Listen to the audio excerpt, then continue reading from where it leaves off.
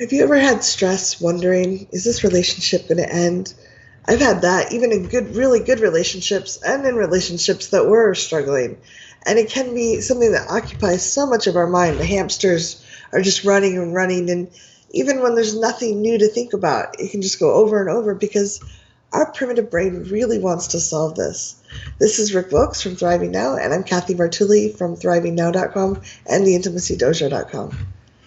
Hey, Yeah, Rick. people who really deeply value emotional connection and also people that are scared of being alone are Yeah, we we will respond and feel reactions in our body.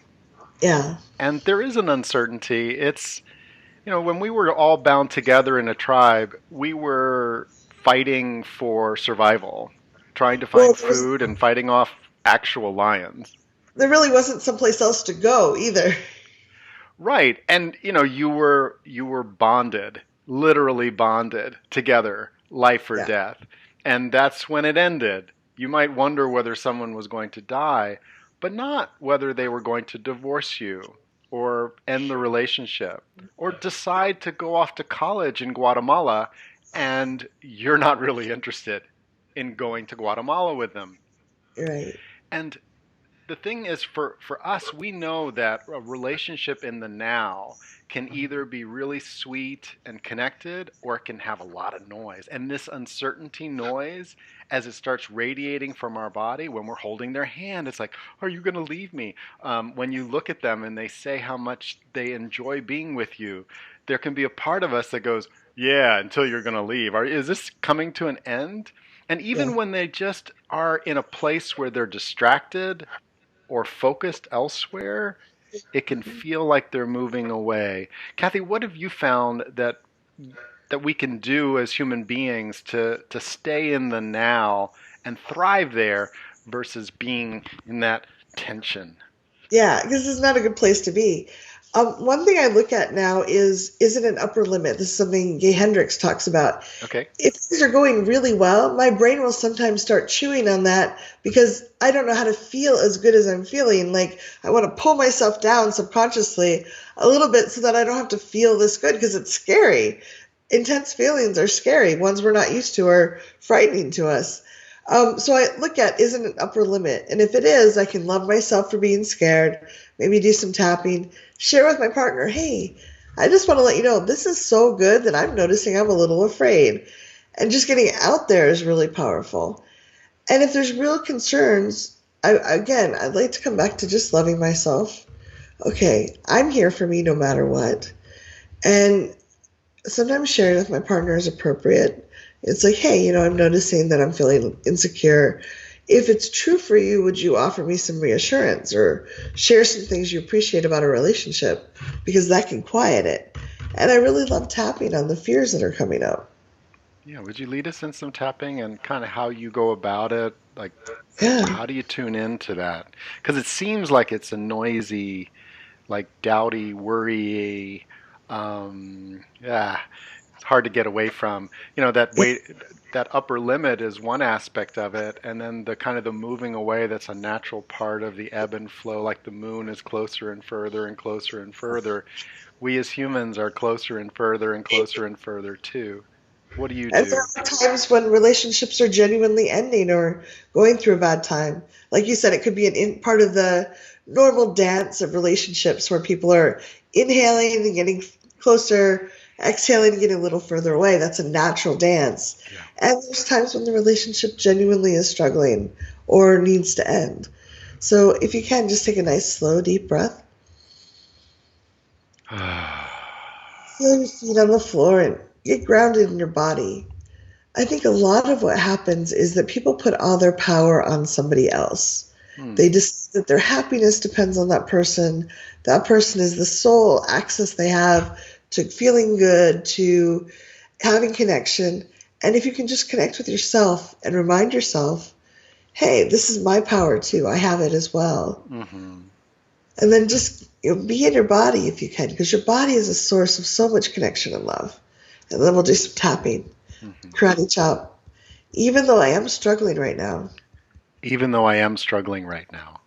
And it could be because things are really good. And it could be because things are really good. And it could be because things are really bad. And it could be because things are really bad. It doesn't really matter right this second. Hmm. It doesn't really matter right this second. Right this moment, Right this moment, I choose to connect with myself. I choose to connect to myself. And I remind myself that I'm here no matter what. And I remind myself that I'm here no matter what. Top of the head. Hey, primitive brain. Hey, primitive brain. Eyebrow, I appreciate you.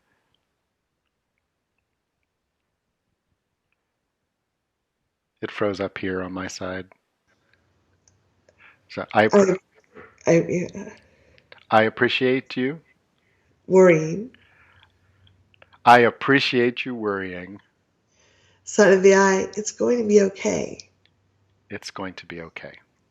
Under the eye, I know you want to protect me. I know you want to protect me. Under the nose, and I really appreciate that.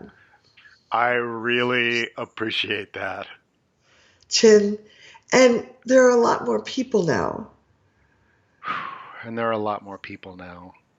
Collarbone, it's not like mom and dad might desert me. It's not like mom and dad might desert me, or did. Under the arm, and I really care about this person. And I do really care about this person. Top of the head, but clinging doesn't always help. Yeah, clinging doesn't always help. Eyebrow, I choose to love myself right now. I choose to love myself right now. Side of the eye, I choose to be present with my body. And I choose to be present with my body. Under the eye, I choose to look at all the people around me who care. I choose to look at all the people around me that care. Under the nose, and reconnect with them too. And reconnect with them too.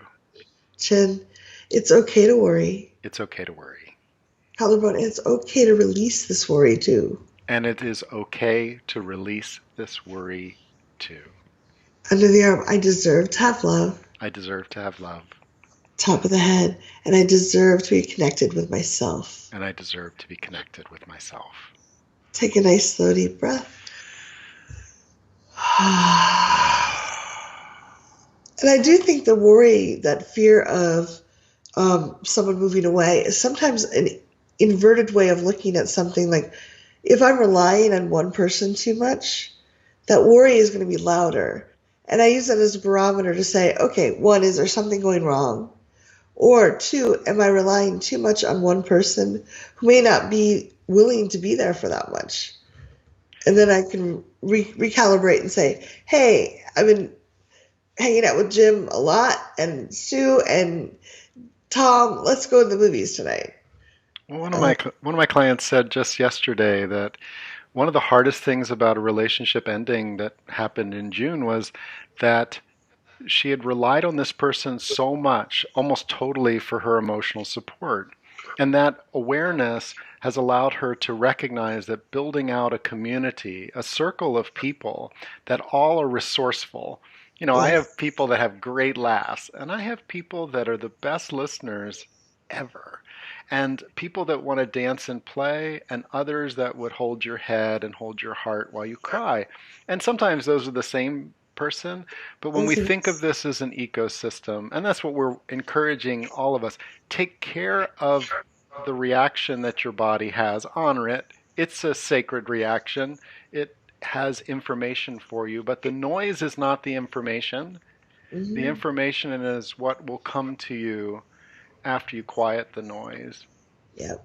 Yeah.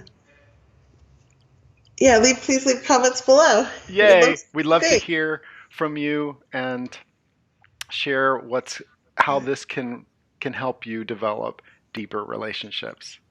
Yeah. Thanks so much for sharing.